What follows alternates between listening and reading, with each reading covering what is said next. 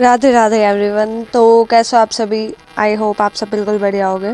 तो आज है हमारा day 8 of target PGIMS series, जिसमें हम डेली अभी करंटली 45 क्वेश्चंस कर रहे हैं, पर सब्जेक्ट 15 क्वेश्चंस कर रहे हैं। और आई होप ये सीरीज़ आपके लिए बहुत बेनिफिशियल रहने वाली है। मेरा मकसद रहेगा इस सीरीज़ के थ्रू मैं आपके क्वेश्चंस के साथ साथ कॉन्सेप्ट्स भी क्लियर करूं, और एक क्वेश्चन के थ्रू जितने ज़्यादा कॉन्सेप्ट मैं आपको बता सकती हूँ वो बताने की कोशिश रहेगी।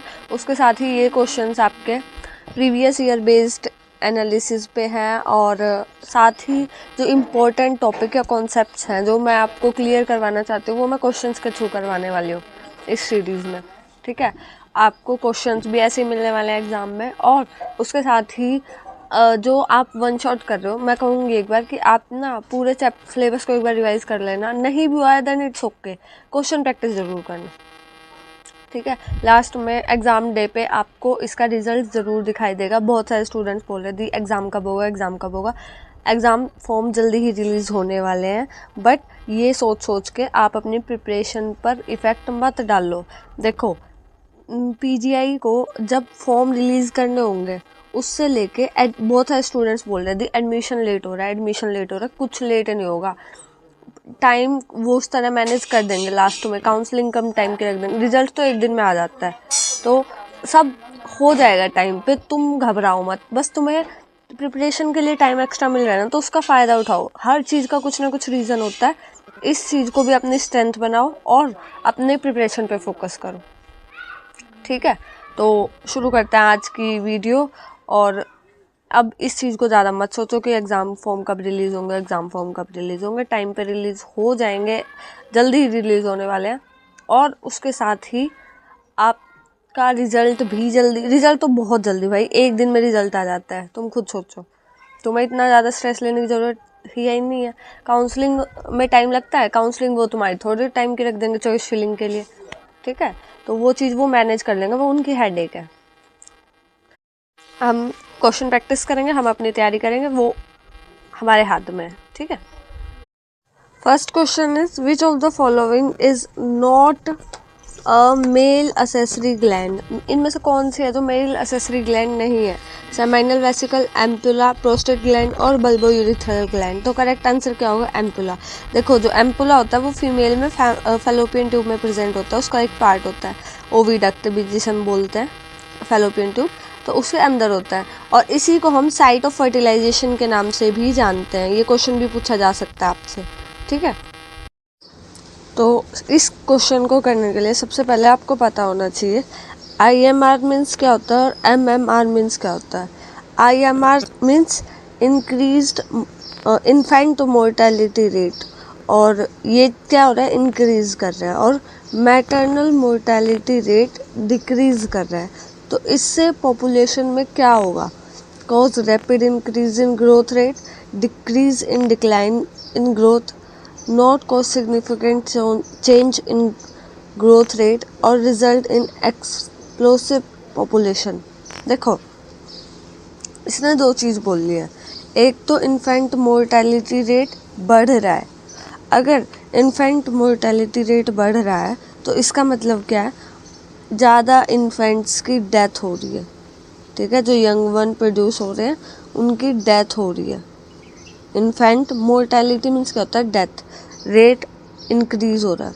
और मैटरनल मीन्स मदर का मोर्टेलिटी रेट, जो रेट है डेथ का, जो बर्थ दे रही है बच्चे को, उसका रेट डिक्रीज हो रहा है, मतलब उनकी डेथ कम हो रही है। तो इससे क्या होगा? एक तरफ ये अपोजिट बोला है इसने, यहाँ पे इन्फेंट मोर्टेलिटी रेट बढ़ रहा है, इट मीन्स डेथ बढ़ रही है, और यहाँ पे डेथ कम हो रही है मदर की। तो इससे क्या हो रहा है?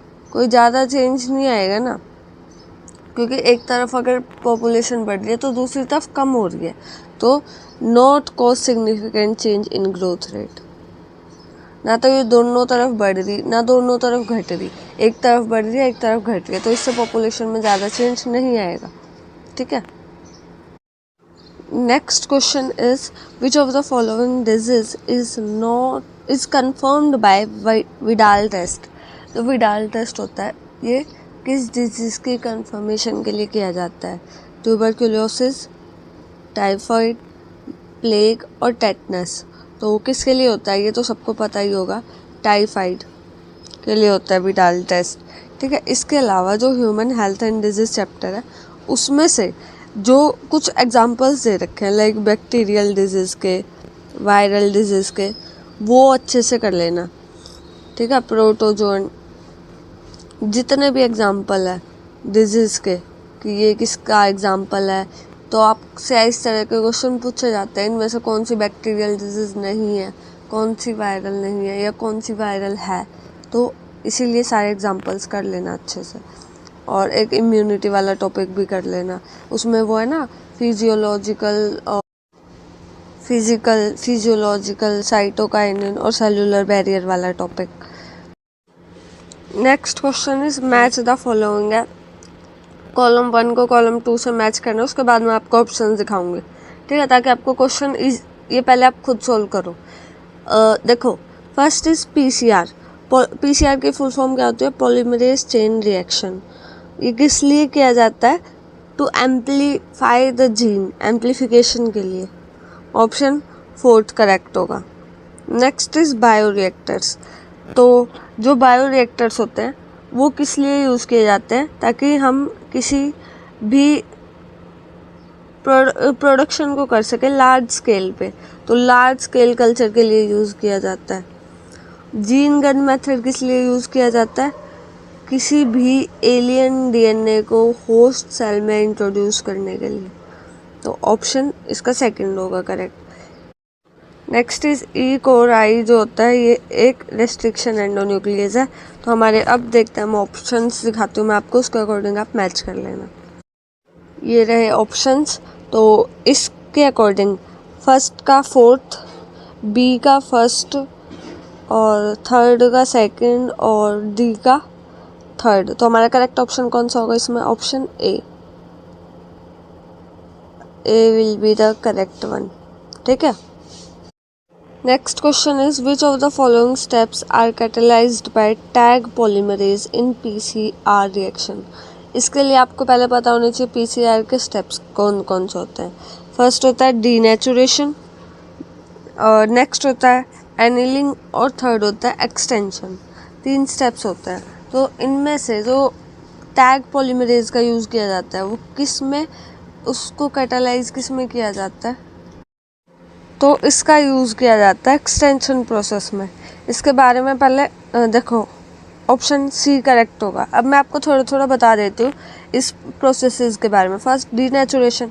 डीनेचुरेशन में क्या होता है? जो डबल स्ट्रैंडेड डीएनए होता है उसका डीनेचुरेशन किया जाता है बहुत हाई टेम्परेचर से, अप्रोक्स 95 डिग्री सेल्सियस टेम्परेचर पे हीट किया जाता है अप्रोक्स 15 सेकेंड्स के लिए, ठीक है।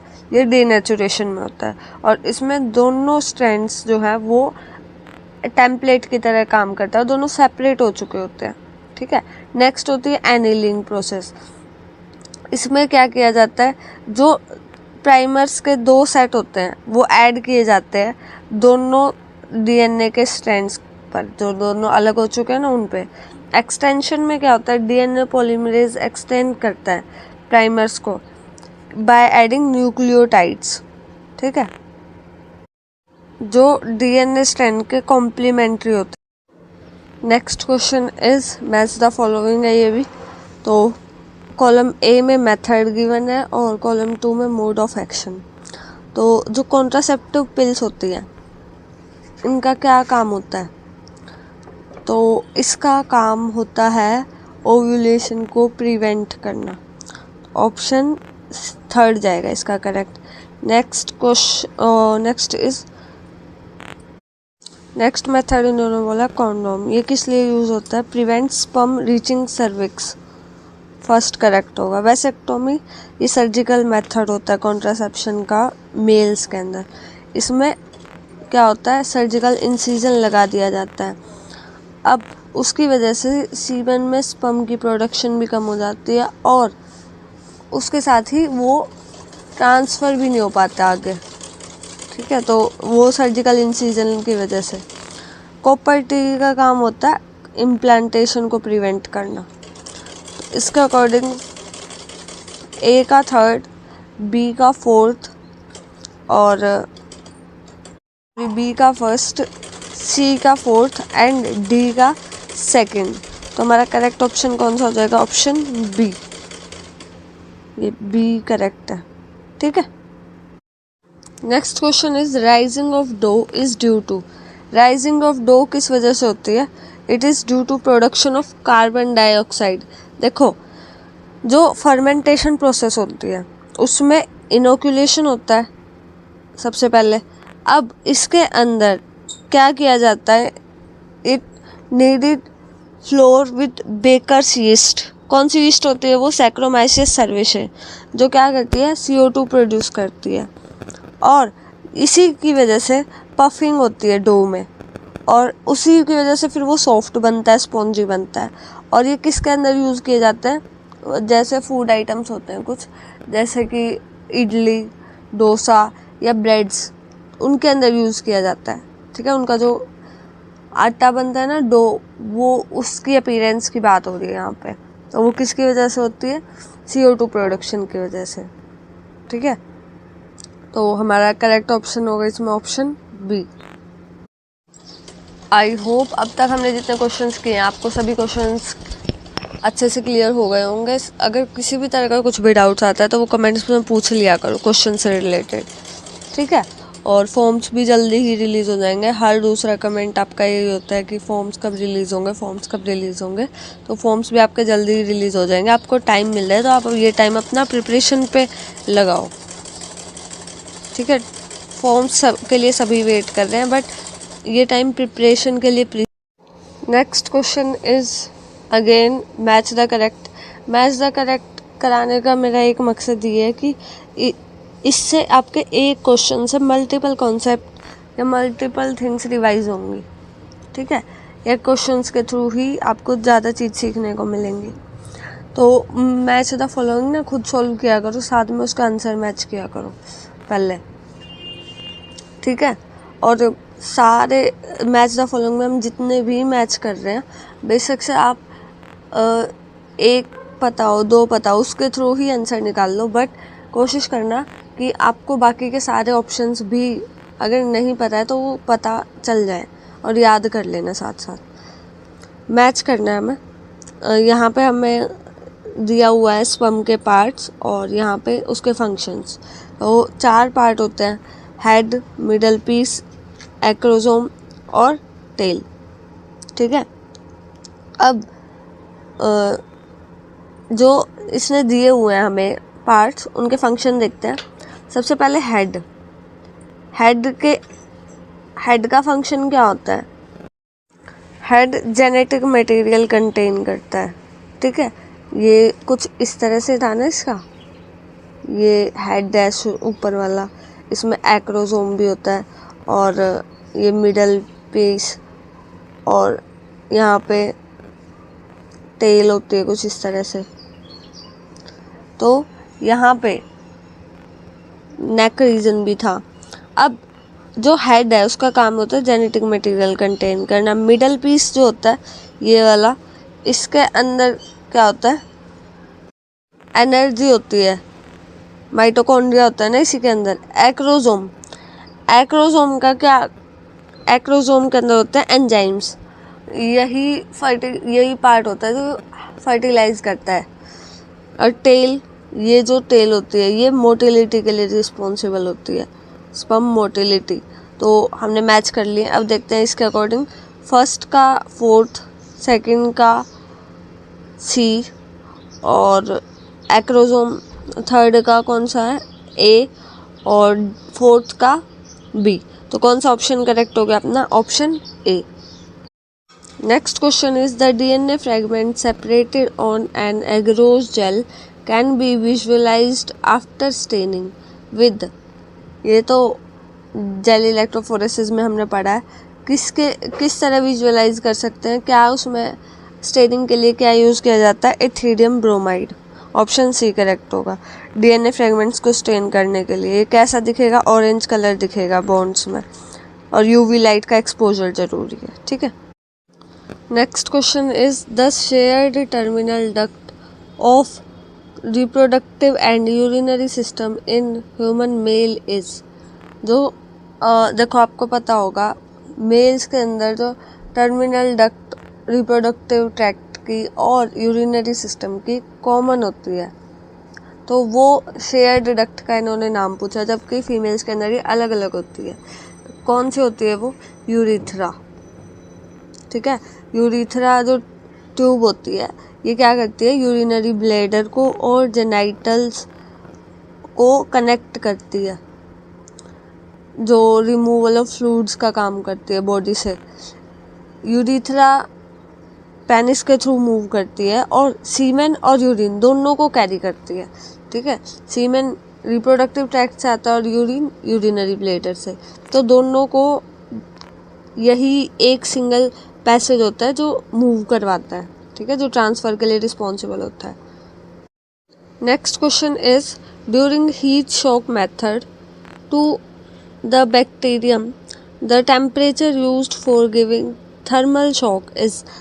देखो जो हीट शॉक मेथड होता है उसमें हम क्या करते हैं, एकदम टेम्परेचर देंगे हाई टेम्परेचर, फिर उसे आइस में रखते हैं, एकदम फिर से हीट देंगे, फिर हाई कोल्ड टेम्परेचर पे रखेंगे उसको। तो इससे क्या होता है, वो कम्पिटेंट बन जाता है होस्ट को एक्सेप्ट करने के लिए, बैक्टीरियम, ठीक है। तो थर्मल शॉक मेथड की कंप्लीट प्रोसेस पढ़ लेना, और इसमें जो टेम्परेचर यूज़ किया जाता है दैट इज़ 42 डिग्री सेल्सियस। -196 किस लिए होता है? क्रायो प्रिजर्वेशन के लिए, ये भी याद रख लेना, प्रिजर्वेशन और आएगा इधर, ठीक है। तो नेक्स्ट क्वेश्चन देखते हैं। Next question is the toxic substance haemozoin related to high fever and chill is released during which of the following disease. किस डिजीज में हीमोजॉइन रिलीज होता है और हाई फीवर और चिल्स भी होता है? डेंगू, मलेरिया, डिप्थीरिया या निमोनिया। तो मलेरिया के बारे में आपने पढ़ा होगा, मलेरिया के अंदर ये चीज़ देखने को मिलती है। मलेरिया क्या है? एक प्रोटोजोन डिजीज़ होती है जो प्लाज्मोडियम स्पीसीज से कॉज होती है, और इसके अंदर टॉक्सिन सब्सटेंस रिलीज होता है जिसे हम हीमोजॉइन नाम से जानते हैं। और इसके अंदर क्या होता है, आरबीसीज का जब रप्चर होता है, उसकी आपने लाइफ साइकिल पढ़ी होगी प्लाज्मोडियम की, एनसीईआरटी में गिवन है, वो पढ़ लेना। तो जब आरबीसीज का रप्चर होता है वही रिस्पॉन्सिबल होता है चिल्स एंड फीवर के लिए। Next question is the pathogens of genera Microsporum, Trichophyton and Epidermophyton are responsible for। ये किस लिए रिस्पॉन्सिबल होते हैं? एक फंगल डिजीज़ होती है जो ग्रोइन रीजन में या फिर टोज के बीच देखने को मिलती है, जो इन जेनेरा से कोज होती है। कौन कौन से? Microsporum, Trichophyton and Epidermophyton. नाम याद रख लेना इन तीनों का, ठीक है। क्या कोज करते हैं? रिंग वॉर्म्स, जो कि एक फंगल डिजीज है, ठीक है। तो option C is correct. Next question is food poisoning is caused by. इनमें से किससे फूड पॉइजनिंग कॉज होती है? Plasmodium vivax, Clostridium botulinum, and amoeba histolytica या ई कोलाई। तो देखो फूड पॉइजनिंग एक तरह की इलनेस होती है जो बैक्टीरिया कॉज करता है या फिर कुछ अदर टॉक्सिन्स भी हो सकता है फूड में। इसके सिम्टम्स में आपको क्या देखने को मिलता है? अप्रोक्स 2 से 6 घंटे एब्डोमिनल क्रैम्पिंग होगी, डायरिया हो सकता है, हेडेक हो सकता है, नोजिया, वॉमिटिंग, वीकनेस, ये सब कुछ इसके कॉमन सिम्टम्स होते हैं। अब इनमें से कौन सा बैक्टीरिया है जो कॉज करता है ये? तो या अदर पॉजिटिव एजेंट्स भी हो सकता है। तो इनमें से हमारा जो करेक्ट है that is ant amoebae histolytica, ठीक है। ये फूड पॉइजनिंग कॉज करते हैं। Next question is which of the following is communicable disease. Communicable disease क्या होती है? जो पर्सन टू पर्सन ट्रांसफ़र हो जाती है किसी भी मीडियम के थ्रू, लाइक ड्रॉपलेट इन्फेक्शन के थ्रू हो सकती हैं, वाटर के थ्रू हो सकती हैं, फूड के थ्रू हो सकती हैं, एयर के थ्रू हो सकती हैं, या फिर कांटेक्ट के थ्रू भी हो सकती हैं, ठीक है। तो वो होती है कम्युनिकेबल डिजीज। नॉन कम्युनिकेबल होती है जो पर्सन टू पर्सन ट्रांसफ़र नहीं की हो सकती, ठीक है। ऑप्शंस क्या है, मलेरिया, डायबिटीज़, हाइपरटेंशन एंड क्वाशियोकर। तो कम्युनिकेबल डिजीज़ होती है जो पर्सन टू पर्सन ट्रांसफ़र हो जाएंगे, तो इनमें से कौन सी है वो, मलेरिया। डायबिटीज़ नहीं होती ट्रांसफ़र, नॉन कम्युनिकेबल है। हाइपरटेंशन, ब्लड प्रेशर एक ही पर्सन का बढ़ता है, उसके साथ रहने वालों का नहीं बढ़ता। क्वाशियोकर भी ये न्यूट्रिशनल डेफिशिएंसी डिजीज़ है, तो जिसे होगी सिर्फ उस तक ही रहेगी, ठीक है। ऑप्शन ए करेक्ट हो जाएगा। तो बायो के हमारे क्वेश्चंस हो चुके हैं कंप्लीट, 15 क्वेश्चंस। आई होप आपने साथ साथ आप खुद को इवेल्युएट भी किया होगा, और जो जो कमी रही है उन्हें नोट डाउन भी कर लेना। जो जो चीज़ आपको नई सीखने को मिली वो भी नोट डाउन कर लेना, ताकि वो याद रहे और उसे आप मल्टीपल टाइम्स रिवाइज कर सको, ठीक है। जो गलतियाँ रहती हैं ना उन्हें बार बार देखा करो, ताकि वो आपकी आगे गलती ना हो। तो अब हम स्टार्ट करने जा रहे हैं केमिस्ट्री। इसमें भी आपके पास 15 क्वेश्चन होंगे, और आप पता है क्या किया करो, 1 to 15 नंबर डाल लिया करो अपने कॉपी में, और फिर देखा करो कि आपके कितने ठीक हुए हैं, और मार्क्स ज़रूर कमेंट्स में अपने बता के जाना। बहुत से बच्चे करते भी हैं ऐसे, अपने मार्क्स कमेंट में बता के जाते हैं। इससे आपको कंपटीशन का पता चलता है कि कितना कंपटीशन है, बच्चों के कितने मार्क्स आ रहे हैं, और मैं कहाँ एग्जिस्ट करता हूँ या करती हूँ, ठीक है। सो कमेंट में अपने मार्क्स जरूर बताना। Let's see the first question. तो देखो फर्स्ट क्वेश्चन में क्या कह रहा है, the pOH of a 0.001 molar HCl solution is. तो यहाँ पे हमें वैल्यू निकालनी है pOH की, और कंसंट्रेशन दे रखी है हमें HCl की। तो कंसंट्रेशन की हेल्प से हम pH तो इजीली निकाल लेंगे, है ना। किसके इक्वल होगा, माइनस log H प्लस की कंसंट्रेशन, यही है ना।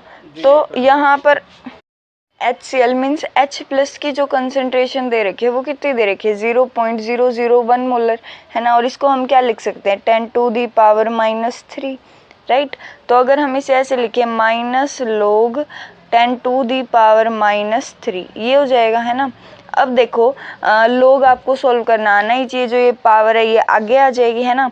तो ये माइनस बाहर वाला ऐसे का ऐसे, और ये माइनस का 3 इंटू में log 10, और आपको पता होगा जो log 10 है उसकी वैल्यू कितनी होती है, 1। तो यहाँ पर हमारे पास कितना हो गया, माइनस इंटू में माइनस का 3, माइनस से माइनस हो जाएगा प्लस। तो जो हमारे pH की वैल्यू आ गई वो तो आ गई 3, बट यहाँ पे हमें pH की नहीं pOH की वैल्यू निकालनी है।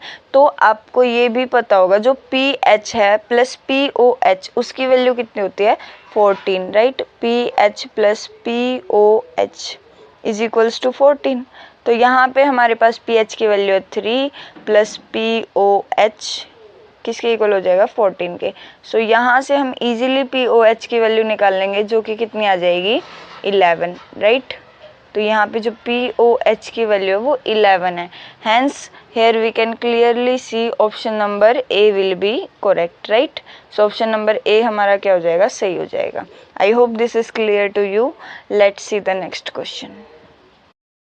इस क्वेश्चन में क्या कह रहा है, in an nucleophile is a species that is electron rich electron deficient. तो हमें पता है जो न्यूक्लियोफाइल होते हैं वो क्या होते हैं, इलेक्ट्रॉन रिच होते हैं ना। वेर जो इलेक्ट्रोफाइल होते हैं वो क्या होते हैं, इलेक्ट्रॉन डेफिशिएंट। सो इसका तो क्या आ जाएगा, option number A is electron rich, right. और अगर इलेक्ट्रोफाइल के लिए पूछ लेता तो क्या आ जाता, electron deficient. I hope this is clear to you. Let's see the next question. अब इस क्वेश्चन में क्या कह रहा है, according to Lewis concept an acid is a substance which can. तो ल्यूइस कॉन्सेप्ट के अकॉर्डिंग जो एसिड है वो क्या करता है, ऑब्वियसली इलेक्ट्रॉन पेयर को एक्सेप्ट करता है ना। तो ल्यूइस एसिड क्या करेगा, इलेक्ट्रॉन को एक्सेप्ट करेगा। तो यहाँ से ऑप्शन नंबर डी सही हो जाएगा। और जो ल्यूइस बेस होते हैं वो क्या करते हैं, इलेक्ट्रॉन पेयर को क्या करते हैं, डोनेट करते हैं, ओके। और अगर आपको ये किसके अकॉर्डिंग है, ल्यूइस के अकॉर्डिंग। बट अगर हम अरहेनियस के अकॉर्डिंग देखें, है ना, अरहेनियस ने क्या कहा था कि जो एसिड है वो H प्लस आयन रिलीज करते हैं एक्वस सॉल्यूशन में, और जो बेस हैं वो OH माइनस आयन रिलीज करते हैं एक्वस सॉल्यूशन में, ठीक है। अगर आपसे अरहेनियस के अकॉर्डिंग पूछ ले तो ये है, और अगर ल्यूइस के अकॉर्डिंग पूछ ले तो ल्यूइस ने क्या कहा था कि जो एसिड है वो इलेक्ट्रॉन पेयर एक्सेप्ट करते हैं, ल्यूइस एसिड। वेयर जो ल्यूइस बेस होते हैं वो क्या करते हैं, इलेक्ट्रॉन पेयर डोनेट करते हैं। ठीक है। और ल्यूइस एसिड और बेस का फुल कॉन्सेप्ट मतलब कि डिफरेंस मैंने एक क्वेश्चन के हेल्प से आपको समझा भी रखा है। चैप्टर वाइज मैंने क्वेश्चन करवा रखे हैं। केमिस्ट्री की प्लेलिस्ट आप प्लीज़ उसको अच्छे से कर लेना। उसमें मतलब अगर मैंने कोई भी चैप्टर लिया है तो उसके हर एक कॉन्सेप्ट को क्वेश्चन के थ्रू क्लियर करने की पूरी कोशिश की है। आपके लिए वो बहुत ज़्यादा बेनिफिशियल होगा, तो उस प्लेलिस्ट को पक्का याद से कर लेना, ठीक है। Let's see the next question. इस क्वेश्चन में क्या पूछ रहा है, the chemical formula for gypsum is. तो देखो जिप्सम का फॉर्मूला क्या होता है, CaSO4 इंटू में 2H2O, ठीक है। तो इसका तो आंसर आ जाएगा ऑप्शन नंबर ए। और अगर हमें प्लास्टर ऑफ पेरिस से जिप्सम बनाना है, ठीक है, प्लास्टर ऑफ पेरिस होता है ये CaSO4 इंटू में ½ H2O, ठीक है, ये क्या है प्लास्टर ऑफ पेरिस। और जब आप प्लास्टर ऑफ पेरिस से जिप्सम बनाते हो तो क्या करना होता है, प्लास्टर ऑफ पेरिस में अगर हम क्या करें वाटर ऐड कर दें, ठीक है, तो यहाँ पर हमें क्या मिलेगा, जिप्सम। ओके। इस क्वेश्चन में क्या पूछ रहा है, which of the following substituents is Meta directing. तो देखो मेटा डायरेक्टिंग कौन से होते हैं, इलेक्ट्रॉन विड्रॉइंग ग्रुप। जितने भी इलेक्ट्रॉन विड्रॉइंग ग्रुप होते हैं वो सारे के सारे कौन से होते हैं, मेटा डायरेक्टिंग, ठीक है। वेयर जो इलेक्ट्रॉन डोनेटिंग ग्रुप होते हैं, ठीक है, वो कौन से होते हैं, ऑर्थो पैरा डायरेक्टिंग होते हैं, ठीक है। तो यहाँ पर हमसे पूछा मेटा डायरेक्टिंग, तो इलेक्ट्रॉन विड्रॉइंग ग्रुप इनमें से कौन सा है, ऑब्वियसली CHO है ना। बाकी सारे CH3 हो गया अल्काइल ग्रुप, तो ये इलेक्ट्रॉन डोनेटिंग है। NH2 और OH तीनों के तीनों इलेक्ट्रॉन डोनेटिंग ग्रुप है। यहाँ पर सिर्फ CHO ही है एल्डिहाइड ग्रुप जो क्या करता है, इलेक्ट्रॉन लेता है, ठीक है। तो यहाँ पर ऑप्शन नंबर सी हो जाएगा हमारा सही। इस क्वेश्चन में क्या कह रहा है, the -I inductive effect is shown by. तो देखो inductive effect, negative inductive effect कौन शो करता है, इलेक्ट्रॉन विड्रॉइंग ग्रुप है ना, जिनकी इलेक्ट्रोनेगेटिविटी ज़्यादा हो। तो यहाँ पर आप क्लियरली देख सकते हो एक ही इलेक्ट्रॉन विड्रॉइंग ग्रुप दिख रहा है, कौन सा, NO2। सो ऑप्शन नंबर सी यहाँ पे सही हो जाएगा। यहाँ पर इंडक्टिव इफेक्ट के बारे में बात हो ही गई है तो हम इसके बारे में थोड़ा बहुत और पढ़ लेते हैं। देखो सबसे पहले तो जो इंडक्टिव इफेक्ट है ये एक परमानेंट इफेक्ट है, ठीक है। परमानेंट इफेक्ट में आप कौन से देख सकते हो, इंडक्टिव इफेक्ट, रेजोनेंस इफेक्ट या फिर मेसोमेरिक इफेक्ट और हाइपर कॉन्जुगेशन इफेक्ट। ये तीनों जो इफेक्ट हैं ये परमानेंट इफेक्ट है। और अगर हम टेम्परेरी इफेक्ट के बारे में बात करें तो इलेक्ट्रोमेरिक इफेक्ट क्या होता है, टेम्परेरी इफेक्ट होता है। उसके बाद इंडक्टिव इफेक्ट में ये क्या करता है, partial positive and negative charge generate करता है, ठीक है, कंपाउंड में। उसके बाद ये डिस्टेंस डिपेंडेंट इफेक्ट है। अगर हम देखें जो इंडक्टिव इफेक्ट है वो क्या है, इन्वर्सली प्रोपोर्शनल होता है डिस्टेंस के, ठीक है। और उसके बाद डिस्टेंस मतलब जैसे देखो यहाँ पे फ्लोरीन है, यहाँ कार्बन कार्बन, ठीक है, तो ये जितना ज़्यादा दूर होगा उतना ही क्या होगा, उतना ही कम इंडक्टिव इफेक्ट होता जाएगा। जैसे यहाँ पर ज़्यादा इंडक्टिव इफेक्ट होगा, यहाँ पे कम होता जाएगा, ठीक है। तो जितना ज़्यादा डिस्टेंस बढ़ता जाएगा उतना ही कम इंडक्टिव इफेक्ट होता जाएगा, ठीक है। और ये it operates only through a sigma bond, और ये सिर्फ सिग्मा बॉन्ड के थ्रू ही ऑपरेट किया जा सकता है। ये कुछ पॉइंट है जो आपको पता होने चाहिए। उसके बाद हम बात कर लेते हैं इंडक्टिव इफेक्ट कितने टाइप का होता है, 2 टाइप का है ना, एक नेगेटिव इंडक्टिव इफेक्ट, एक पॉजिटिव इंडक्टिव इफेक्ट। तो नेगेटिव इंडक्टिव इफेक्ट कौन से ग्रुप शो करते हैं, इलेक्ट्रॉन विड्रॉइंग ग्रुप।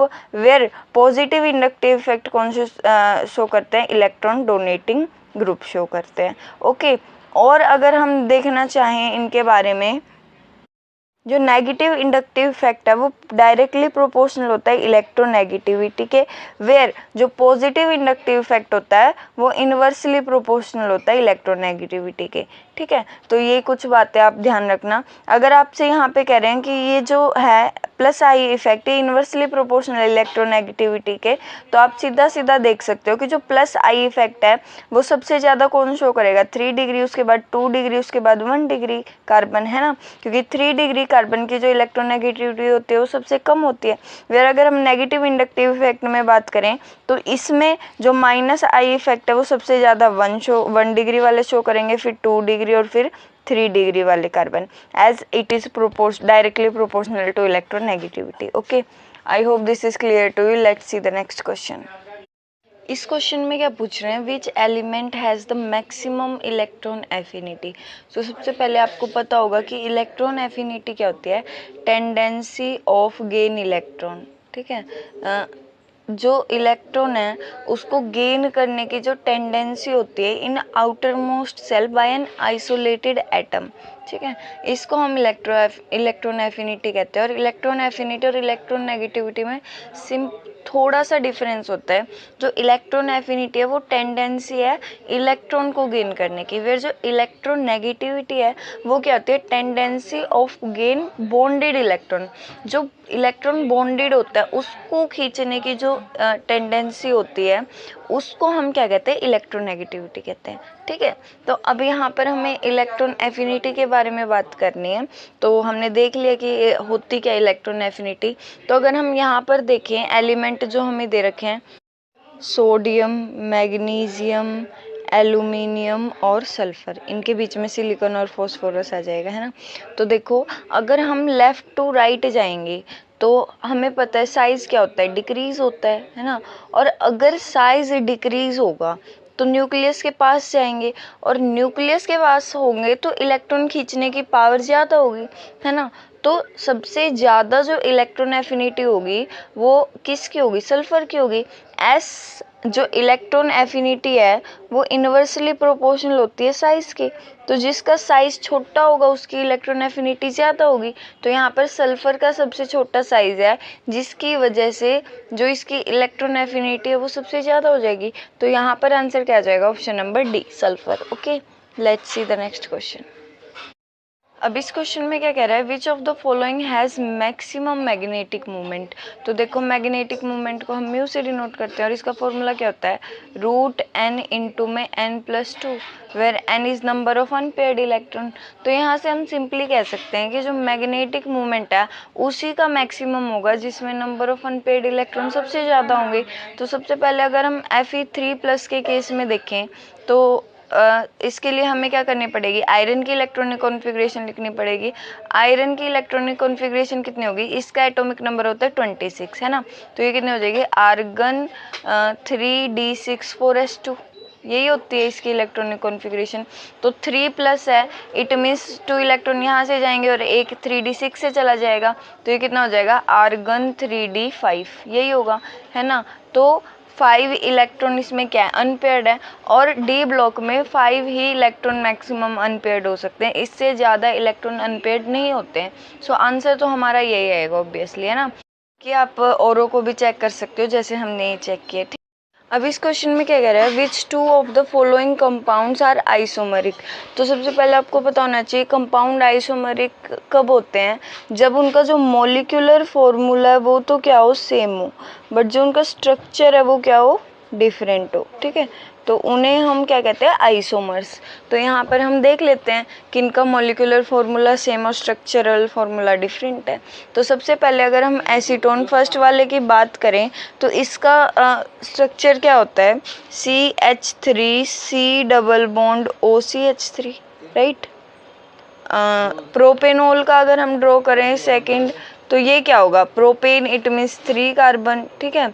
और ओल है तो कि फर्स्ट कार्बन पे OH ग्रुप अटैच कर देंगे, है ना, क्योंकि यहाँ पर लिखा नहीं हुआ है नंबर कौन से कार्बन पे जो अल्कोहल ग्रुप है OH है वो अटैच करना है। तो यहाँ पे हमें कैसे पता चलेगा, अगर कोई भी नंबर नहीं होता तो वहाँ पे हम सिंपली फर्स्ट कार्बन पे ऐड कर देते हैं, ठीक है।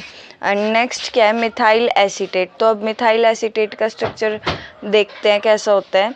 देखो मिथाइल एसीटेट थर्ड नंबर पे ये कैसे होगा, CH3 C double bond O OCH3, ठीक है।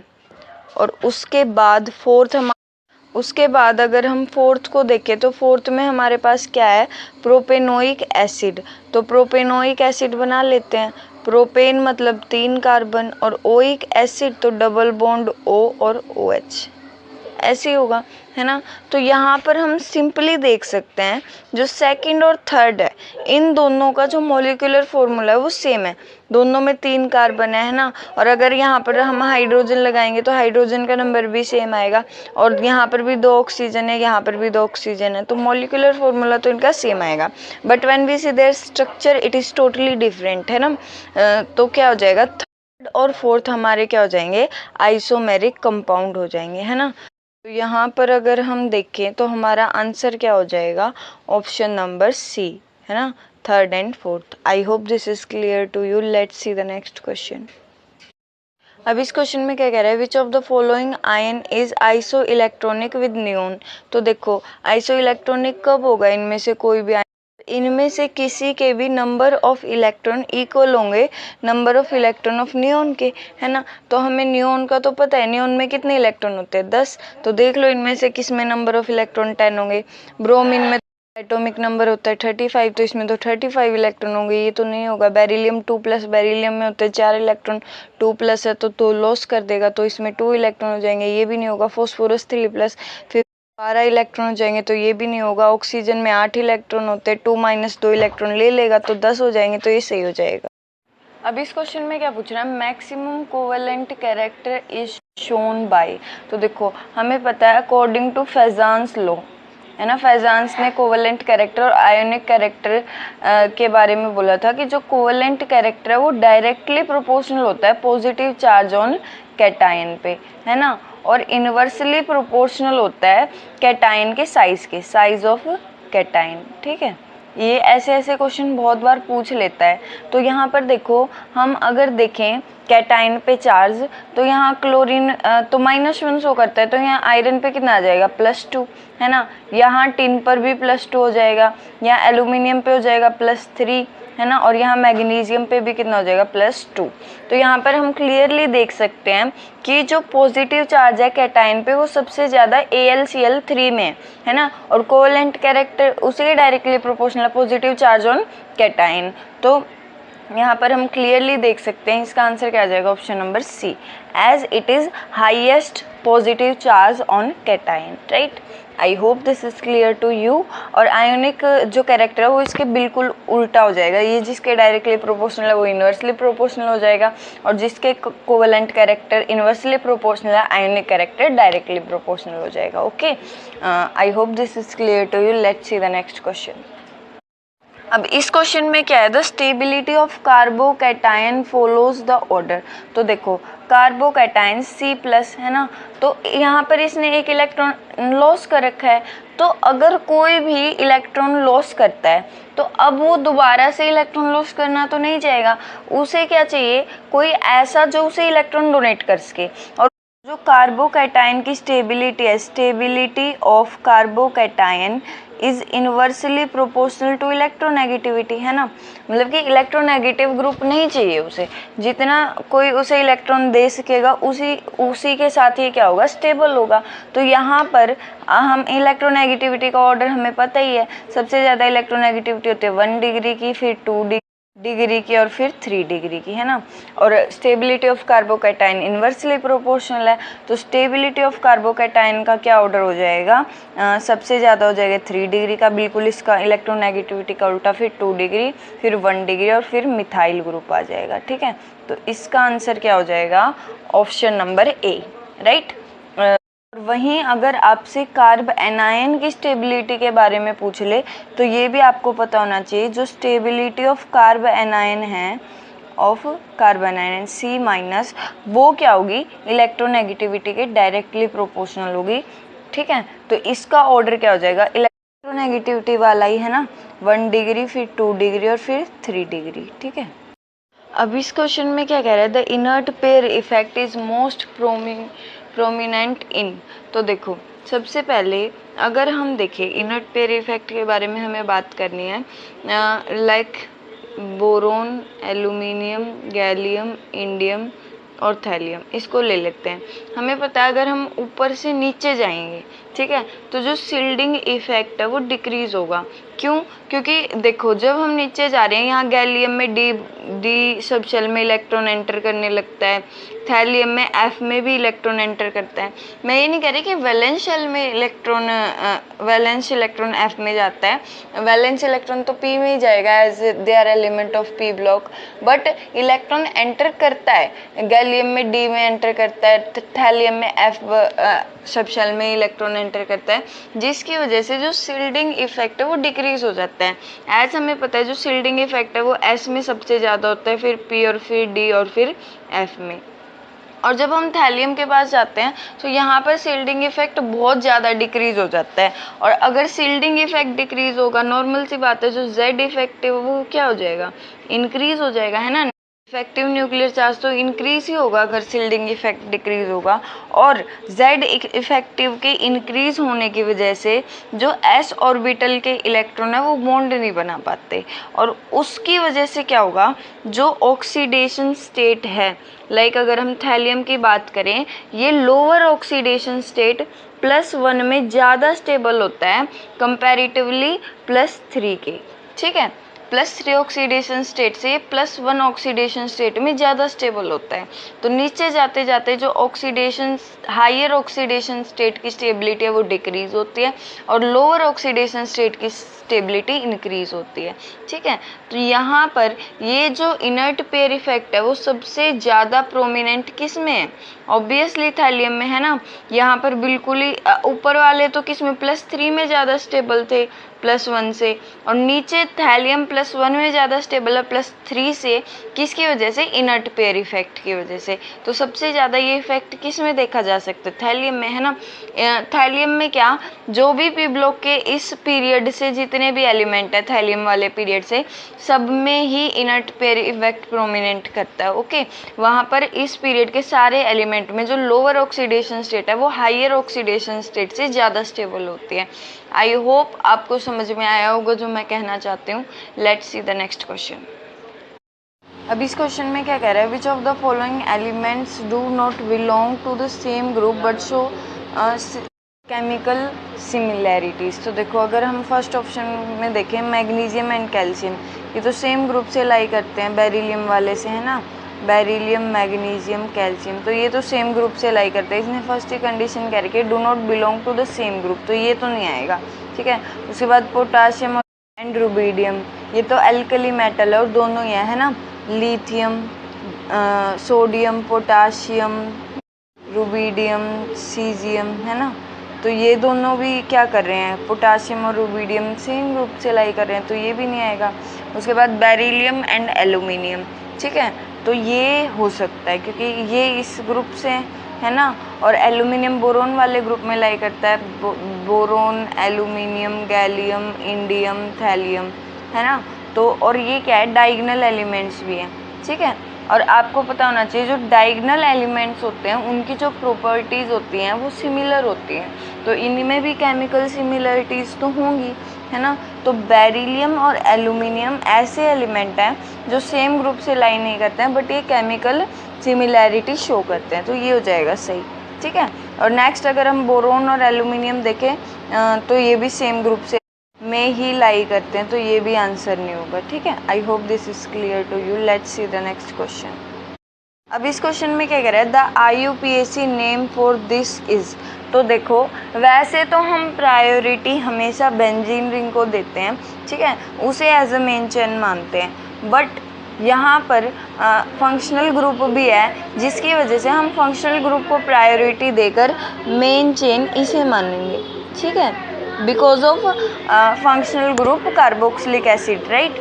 तो अब यहाँ पर देखो मेन चेन तो हमारी ये हो गई, बाद हम नंबरिंग करेंगे और प्रायोरिटी, फर्स्ट प्रायोरिटी हम किसे देंगे, फंक्शनल ग्रुप को, तो यहाँ से नंबरिंग करेंगे 1 2 3 4 5, फिर इसका नाम लिखेंगे तो अल्फ़ाबेटिकल ऑर्डर के अकॉर्डिंग पहले आएगा क्लोरो, है ना। तो 4 chloro, so option number A हमारा क्या हो जाएगा, सही हो जाएगा, 4 क्लोरो। फिर अगर बेंजीन ऐसे अटैच्ड हो तो उसे हम फिनाइल लिखते हैं, और ये थर्ड पोजीशन पे इसलिए 3 फिनाइल पेंट एन, और फर्स्ट पोजीशन पे कार्बोक्सिलिक ग्रुप है इसलिए 1 ओइक एसिड, ओके। यहाँ पर हमारे होते हैं केमिस्ट्री के 15 क्वेश्चन कंप्लीट। अब हम स्टार्ट करने जा रहे हैं फिज़िक्स, और फिज़िक्स के भी हम 15 क्वेश्चन करेंगे। आप इसमें भी बताना कि आपने कितने मार्क्स स्कोर किए हैं। आई होप आपको केमिस्ट्री अच्छे से समझ में आई होगी और आपने अच्छा स्कोर भी किया होगा। Let's see physics. तो फिज़िक्स का फर्स्ट क्वेश्चन देखते हैं। इसमें क्या कह रहा है, if a is equals to 10 ± 2 and b equals to 4 ± 1 find percentage error in subtraction. तो हमें इनके सब्ट्रैक्शन में परसेंटेज एरर निकालनी है। अगर हम सब्ट्रैक्ट करें a माइनस b, ठीक है, तो a है हमारे पास 10 ± 2 और b है हमारे पास 4 ± 1, ठीक है। तो यहाँ पर a में 2 एरर है और b में 1 एरर है ना। तो अगर हमें ये सब्ट्रैक्ट करना है तो हम 10 में से 4 को सब्ट्रैक्ट कर देंगे। 6 प्लस माइनस, आपको पता होना चाहिए कि एरर कभी भी सब्ट्रैक्ट नहीं की जाती है। अगर हमें a में से b को सब्ट्रैक्ट भी करना है तो भी जो इनमें एरर है वो हमेशा ऐड ही होगी। तो 2 और 1 3। तो ये मैग्नीट्यूड किसका आ गया, इनके सब्ट्रैक्शन का। Let's say it is x plus minus delta x, ये नाम दे दिया मैंने इसको, ठीक है। ये आ गया हमारा इनका सब्ट्रैक्शन। अब देखो, जिसमें एरर है 3 और इसका जो मैग्नीट्यूड है वो 6 है, ठीक है। अब परसेंटेज एरर हमें निकालना है। तो परसेंटेज एरर क्या होता है, delta x by x into में 100, ठीक है, वो परसेंटेज में आ जाएगा। अब हमारे पास जो डेल्टा x है वो है 3 बाई x की वैल्यू हमारे पास 6 इंटू में 100। तो ये कितना हो गया, 3 2 जा 6 और 2 से अगर हम 100 को काटेंगे तो 50। तो इसका आंसर कितना आ गया, 50% है। Hence answer will be option number B. Okay, I hope this is clear to you. आपको ये ज़रूर पता होना चाहिए कि अगर हम किसी को भी सब्ट्रैक्ट या ऐड करें ये मैटर नहीं करता, एरर हमेशा ऐड होती है, सब्ट्रैक्ट नहीं करते उसे, ठीक है। अब इस क्वेश्चन में क्या कह रहा है, a boy standing at top of a tower of 20 metre height drops a stone assuming g equals to 10 metre per second square the velocity with which it hits the ground. तो देखो इसने क्या किया है, स्टोन को drop किया। It means जो stone की इनिशियल वेलोसिटी है u वो तो 0 होगी, है ना। और हाइट हमें दे दी 20 मीटर। इट मीन्स यहाँ पे जो s होगा, ठीक है, y एक्सिस में, वो कितना होगा 20 मीटर, ठीक है। और g मीन्स एसेलरेशन की वैल्यू दे दी हमें 10 मीटर पर सेकेंड स्क्वायर, और v हमें निकालनी है। तो इन सब से हम देख सकते हैं कि यहाँ पर हम सिंपली कौन सी इक्वेशन यूज़ कर सकते हैं, v square minus u square equals to 2as, right. तो v हमें कितनी निकालनी है, v का स्क्वायर, ठीक है, माइनस u हमें 0 ही दे रखा है इक्वल्स टू 2a की वैल्यू हमारी 10 और s की वैल्यू हमारी 20, ठीक है। तो यहाँ पर अगर हम सॉल्व करेंगे तो v स्क्वायर की वैल्यू आ गई हमारी 400।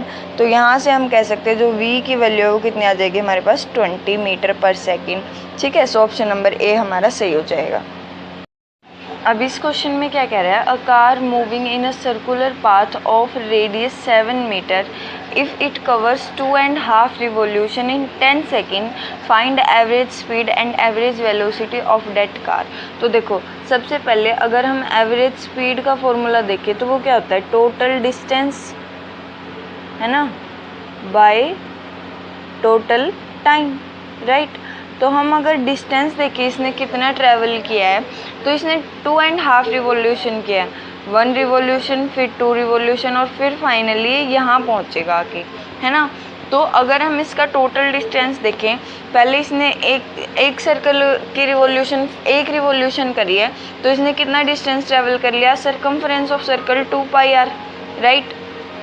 फिर दूसरे रिवोल्यूशन में फिर circumference of circle 2πr and then इसने हाफ ही रिवोल्यूशन किया है, तो यहाँ पे कितना आ जाएगा πr, ठीक है।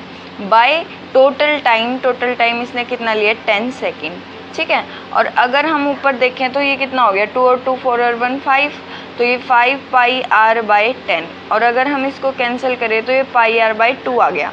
अब r की वैल्यू अगर 7 सेंटीमीटर है तो पाई की वैल्यू 22/7 रखना सही रहेगा, है ना। तो अगर हम पाई को रखते हैं 22/7 इंटू में रेडियस की वैल्यू हमें दे रखी है 7 और ये वाला 2 हम नीचे लिख लेते हैं बाई 2।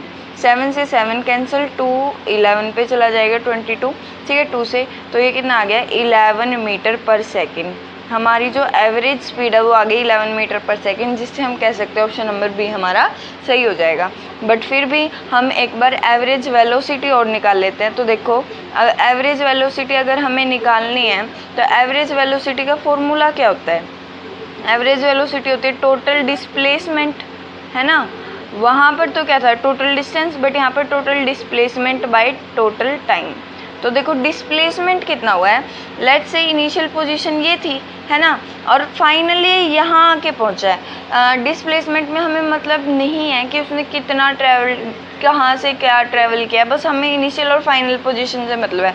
इनिशियली वो यहाँ पे था और फाइनल पोजीशन उसकी ये है, तो इसके बीच में जो शॉर्टेस्ट डिस्टेंस है वही डिस्प्लेसमेंट होगा, और शॉर्टेस्ट डिस्टेंस यही है ना। ये कितना है, 2r, डायमीटर है ना, और डायमीटर किसके इक्वल होता है, twice of radius. So 2 into में इसकी रेडियस कितनी है 7 बाई टोटल टाइम कितना है 10, तो ये कितना हो गया 14 by 10 and it will be 1.4। तो जो एवरेज वेलोसिटी है वो कितनी हो गई हमारे पास 1.4 metre per second which is given, है ना। सो हमारा ऑप्शन नंबर बी पूरी तरह से ठीक हो गया। सो आई होप ये क्वेश्चन आपको क्लियर हो गया होगा। अब इस क्वेश्चन में क्या कह रहा है, for hydrogen gas Cp minus C V equals to A and for oxygen Cp minus C V equals to B, so the relation between A and B is. तो देखो सबसे पहले आपको पता होना चाहिए जो इस केस में जो Cp माइनस सी वी होता है वो R के इक्वल ना होके R बाई एम के इक्वल होता है, where m is molar mass, ठीक है, ऑफ एलिमेंट। लाइक अगर हाइड्रोजन के लिए तो हाइड्रोजन का मोलर मास 1, तो m की वैल्यू यहाँ पे क्या हो जाएगी 1 हो जाएगी। तो देखो अगर हम हाइड्रोजन के लिए लिखें तो यहाँ पर Cp माइनस सी वी हमें कितना दे रखा है a, और ये किसके इक्वल होगा इस इक्वेशन के अकॉर्डिंग, R तो कांस्टेंट है, by m molar mass hydrogen का कितना होता है 1। तो यहाँ से जो A है वो R के इक्वल आ गया, है ना। और अगर हम फॉर ऑक्सीजन एलिमेंट के लिए देखेंगे तो यहाँ पर Cp माइनस सी वी हमें दे रखा है B के इक्वल, और ये किसके इक्वल होगा R बाई एम, और ऑक्सीजन का मास कितना होता है 16। तो यहाँ से जो B की वैल्यू है वो कितनी आ गई हमारे पास R बाई 16, राइट। तो अगर मैं इस R की जगह A को लिख दूँ, है ना, क्योंकि A इक्वल्स टू R है तो R की जगह A को लिख सकती हूँ। तो यहाँ से मैं इजीली कह सकती हूँ कि जो B है वो किसके इक्वल है A बाई 16 के। तो यहाँ से A की वैल्यू कितनी आ गई 16B, है ना। So A is equals to 16B, option number A हमारा क्या हो जाएगा, सही हो जाएगा। I hope this is clear to you. Let's see the next question.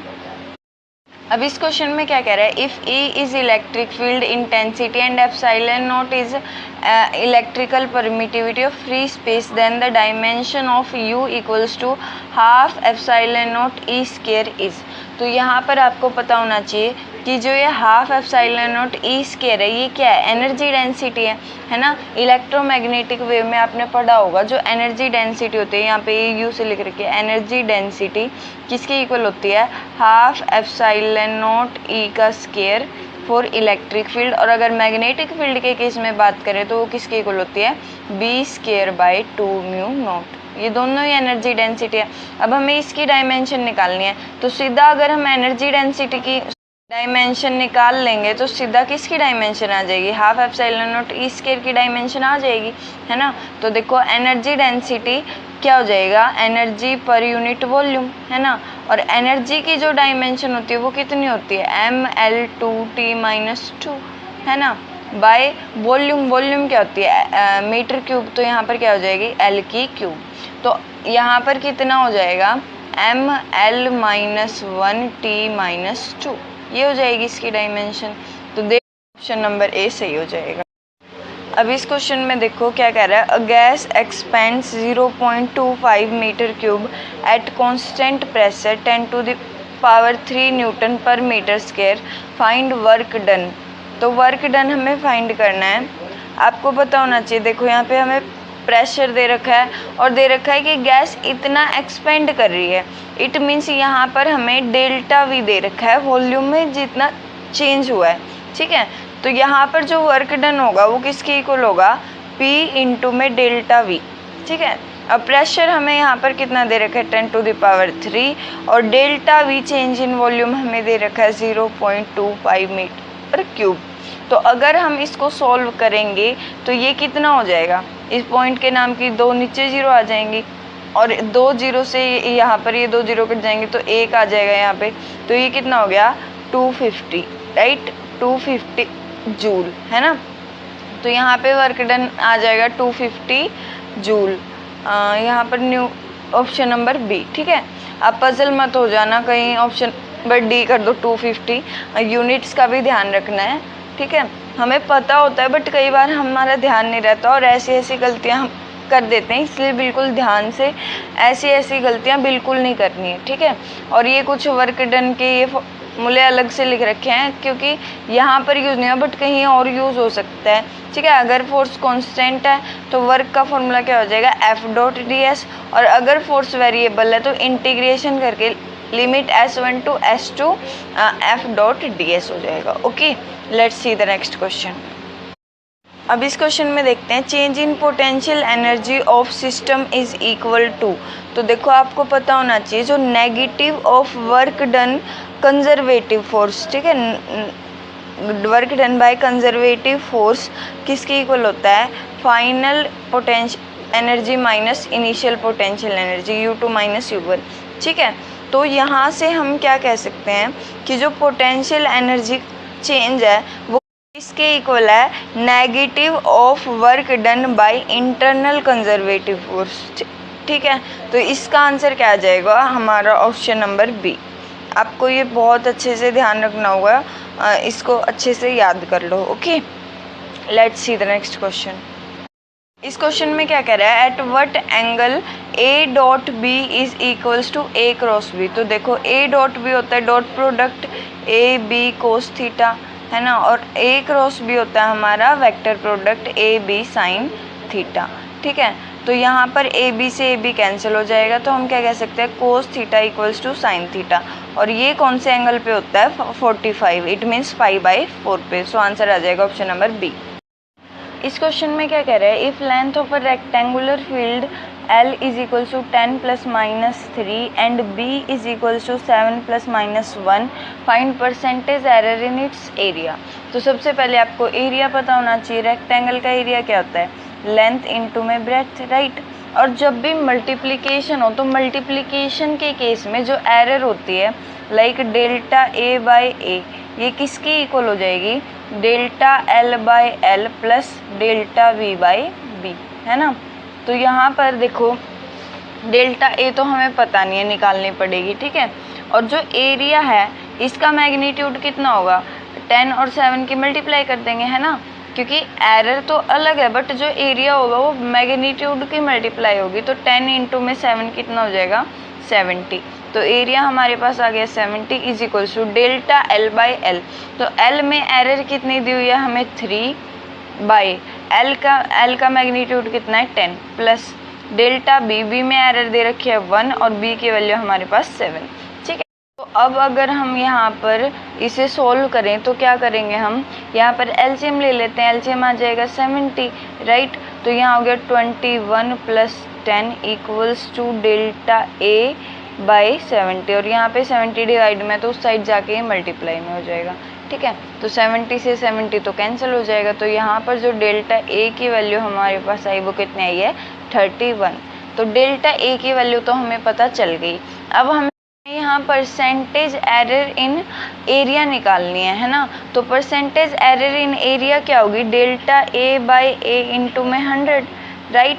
तो डेल्टा A की वैल्यू हमारे पास कितनी हो जाएगी, है जो हमने निकाली है 31 एरिया हमारा कितना आया था 70 इंटू में 100%, ठीक है।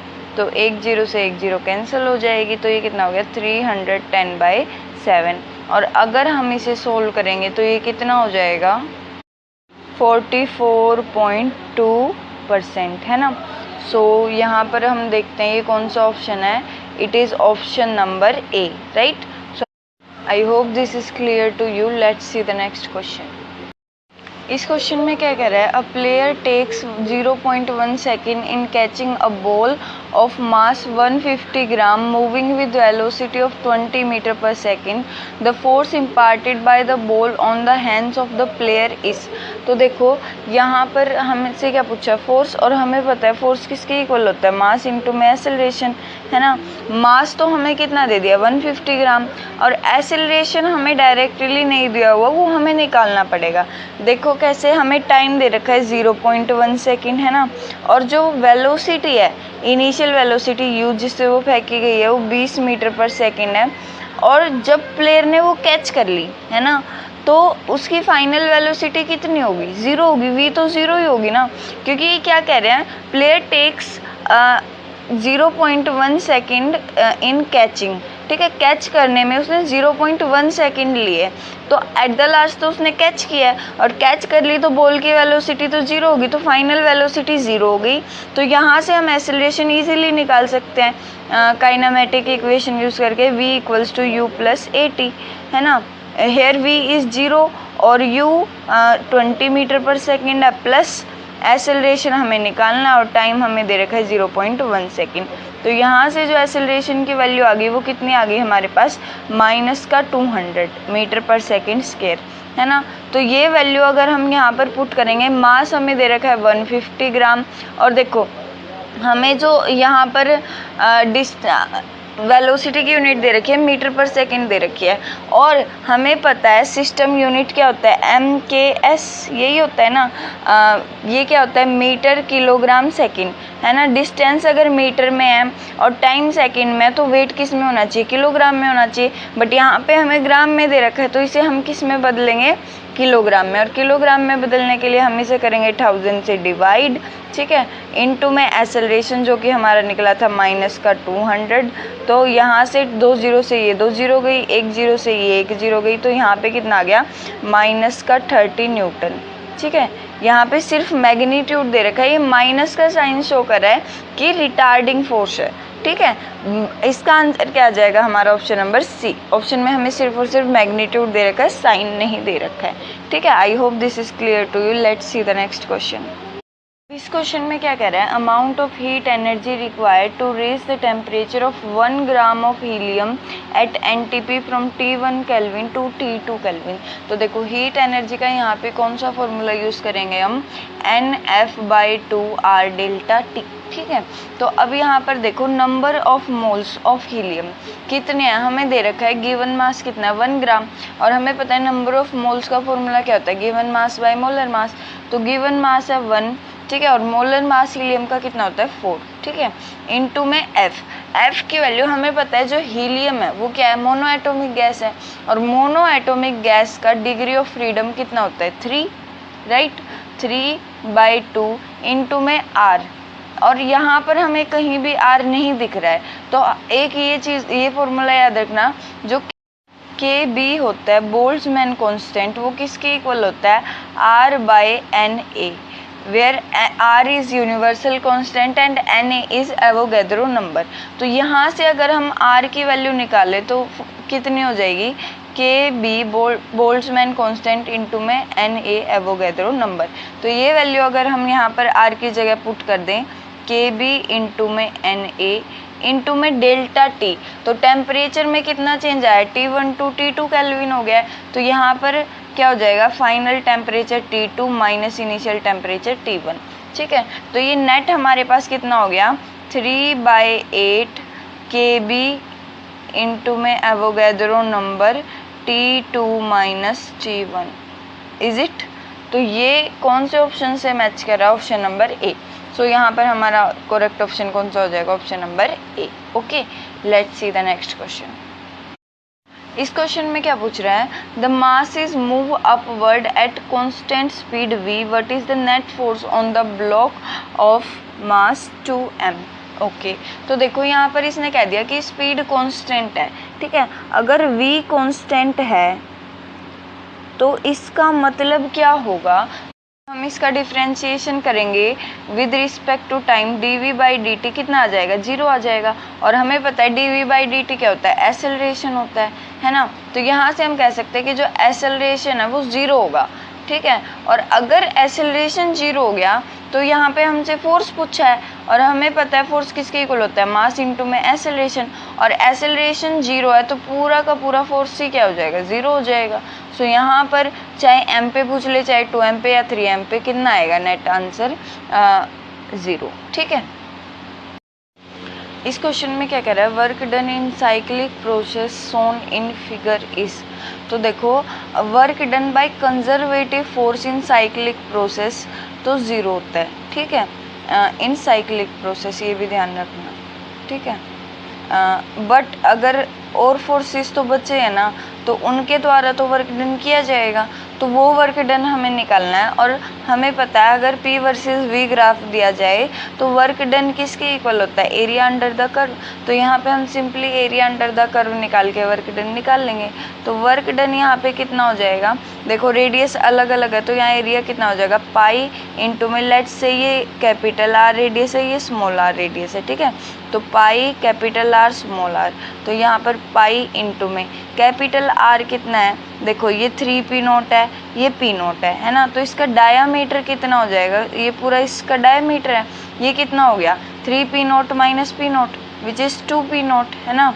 तो ये डायामीटर 2p0 है, तो रेडियस कितना हो गया, रेडियस डायामीटर का हाफ होती है, तो 2p0 बाई 2 कितना हो जाएगा p0, पाई p0 इंटू में small r। Similarly small r भी कितनी आ जाएगी v0। देखो ये इसका डायामीटर है, कितना हो गया diameter 3v0 minus v0 2v0, right. और रेडियस कितनी आ जाएगी 2v0 बाई 2, 2 से 2 कैंसिल हो जाएगा, तो ये आ जाएगा v0, ठीक है। तो ये आ गया हमारा पाई p0 v0 विच इज़ पाई की वैल्यू हम रख देते हैं 22/7 p0 v0। At the last अगर हम साइन देखें तो देखो आपको पता होना चाहिए कि जो क्लॉकवाइज डायरेक्शन होगी तो वर्क डन आएगा पॉजिटिव, और अगर एंटी क्लॉकवाइज डायरेक्शन होती है तो वर्क डन होता है नेगेटिव, ठीक है। तो यहाँ पर अगर हम देखें तो ये कैसे है, एंटी क्लॉकवाइज है, ठीक है, तो वर्क डन क्या होगा, नेगेटिव होगा। सो इसका आंसर हमारा हो जाएगा option number C, -22/7 p0 v0। I hope this is clear to you. Let's see the next question. यहाँ क्या कह रहा है, the kinetic energy of a body becomes 4 time its initial value, the new linear momentum will be. तो आपको kinetic energy और momentum के बीच में रिलेशन पता होना चाहिए। जो काइनेटिक एनर्जी है वो किसके इक्वल होती है, p²/2m के, ठीक है, वेयर p इज मोमेंटम। तो यहाँ से अगर हम p की वैल्यू निकालें तो वो कितनी हो जाएगी, √2m इंटू में काइनेटिक एनर्जी, राइट। और अगर हम काइनेटिक एनर्जी को चेंज कर देंगे तो वो p डैश किसी इक्वल हो गया √2m इंटू में काइनेटिक एनर्जी हमने कितनी कर दी, 4 टाइम्स काइनेटिक एनर्जी। तो अगर इस 4 को हम बाहर लेंगे तो p डैश हो जाएगा 2√2m काइनेटिक एनर्जी, और ये हमारा क्या है √2m इंटू में काइनेटिक एनर्जी इनिशियल मोमेंटम। तो p डैश किसके इक्वल आ गया, 2 इंटू में इनिशियल मोमेंटम। तो ये इसका आंसर क्या हो जाएगा, ऑप्शन नंबर सी, ओके।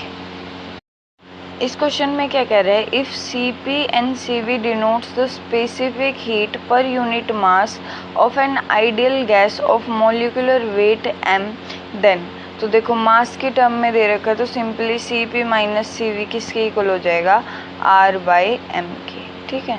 तो यहाँ पर आंसर क्या हो जाएगा, ऑप्शन नंबर सी।